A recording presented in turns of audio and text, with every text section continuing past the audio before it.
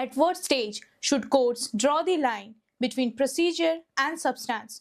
How deeply must the judiciary engage with the human circumstances behind a conviction, especially in death penalty cases? And where does private autonomy yield to constitutional mandates?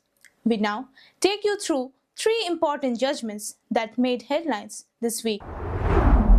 On 24th April 2026, in Vinay Raghunath Deshmukh versus Natwarlal, Shamji, Gada and another, the Supreme Court addresses a key procedural issue. Can court examine the merits of a case while deciding an application for amendment of pleadings? The dispute arose from an eviction matter where, following the landlord's death, his legal heirs sought to amend the plaint to reflect their own requirement. The High Court rejected the plea.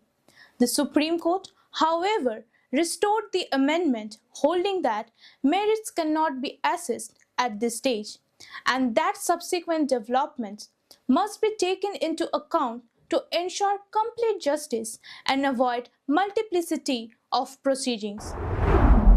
On 27th April 2026, in Aman Singh and another versus State of Bihar, the Supreme Court dealt with the critical issue of fairness in death penalty cases. While staying the execution of the appellants, the court questioned the delay in considering mitigating circumstances such as the possibility of reform. To address this, it directed that trial courts must call for such reports immediately upon conviction. It further mandated that in every death penalty reference, a dedicated legal aid team, including a senior counsel, must be appointed to ensure effective and high-quality defense for the accused.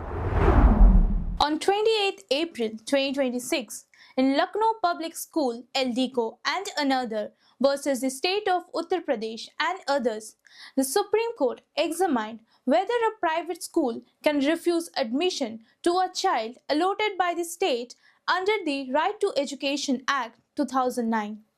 The court held that once the government finalizes the admission list, schools have no discretion to deny admission, emphasizing that the right to education under Article 21A must be implemented in both letter and spirit, and that such admission are essential for achieving social equality. And that's all for this week. Stay tuned with Law Times for more such insightful judicial updates. Thank you.